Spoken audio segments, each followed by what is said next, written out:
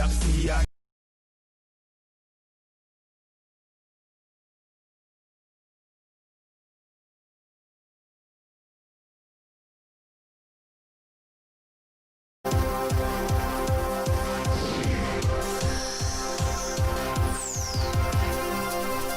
Assalamualaikum dan salam sejahtera bersama-sama saya Yoyo Ain Laina Baharudin dalam Dunia 11 Pagi.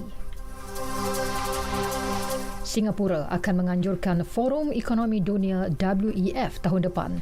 Keputusan memilih negara itu sebagai tuan rumah menggantikan Switzerland mengambil kira situasi semasa pandemik COVID-19 di Eropah. Kementerian Perdagangan dan Industri Singapura memaklumkan persidangan tahunan itu akan berlangsung secara bersemuka dari 13 hingga 16 Mei 2021. WEF menyifatkan Singapura lokasi terbaik untuk menjadi tuan rumah. Minggu ini, negara itu hanya melaporkan 2 kes tempatan COVID-19. Ini kali kedua forum berkenaan diadakan di luar Switzerland dan kali pertama di Asia. Pertubuhan Kesihatan Sedunia WHO tidak bersetuju dengan langkah mewajibkan suntikan vaksin COVID-19. Sebaliknya, Agensi Kesihatan Pertubuhan Bangsa Bersatu itu mengesyorkan agar orang ramai digalakkan untuk berbuat demikian. Pengarah Jabatan Imunisasi WHO, Kate O'Brien, berpandangan pendekatan memujuk lebih efektif dalam mendorong orang ramai mengambil vaksin itu. Bagaimanapun, suntikan berkenaan perlu menjadi satu kemestian atau amat digalakkan bagi jawatan tertentu di hospital. Sementara itu, Kanada dijangka menerima dos pertama vaksin COVID-19 seawal-awalnya minggu depan.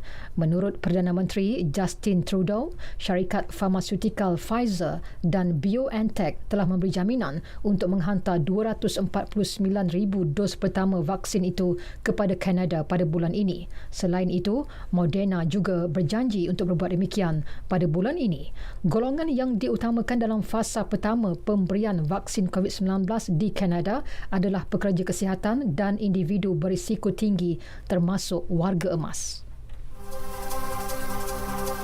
Perintah Kawalan Pergerakan di Greece dilanjutkan hingga 7 Januari tahun depan. Langkah diambil berikutan sekatan yang dikuatkuasakan sejak sebulan lalu masih gagal membendung penularan COVID-19. Jurucakap kerajaan Stelios Pesas berkata, perintah itu melibatkan penutupan sekolah, restoran, kelab serta kemudahan sukan.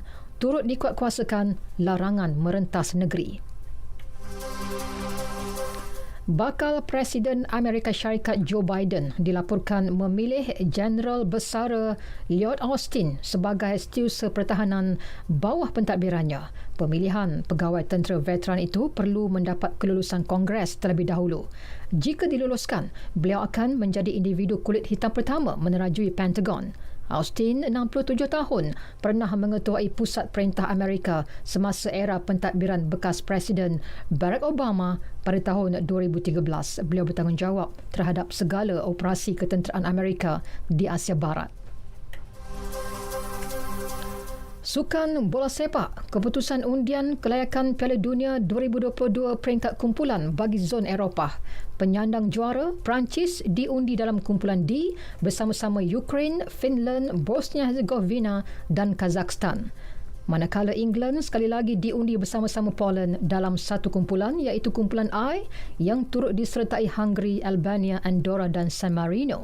Jerman pula tidak berdepan laluan sukar apabila diundi dalam kumpulan J bersama-sama Romania, Iceland, Macedonia Utara, Armenia dan Liechtenstein. Bagaimanapun, juara Eropah Portugal dijangka menghadapi laluan berliku apabila diundi dalam kumpulan A bersama-sama Serbia, Ireland, Luxembourg dan Azerbaijan.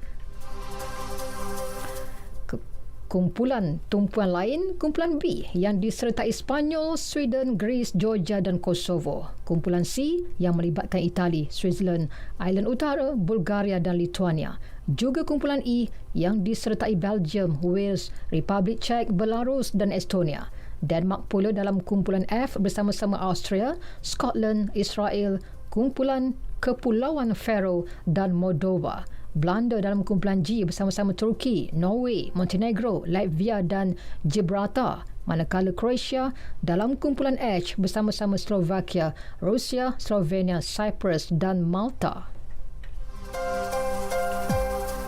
Beralih ke aksi Liga Perdana Inggeris, Southampton bangkit daripada ketinggalan untuk menewaskan musuh tradisi Brighton 2-1. Kemenangan itu membantu Southampton naik ke tangga kelima Liga dengan mengumpul 20 mata daripada 11 perlawanan, manakala Brighton kekal di tangga ke-16 dengan 10 mata. Sekian berita yang disunting oleh Mas Niza Awang Kecik dari Pusat Berita RTM. Assalamualaikum dan salam sejahtera.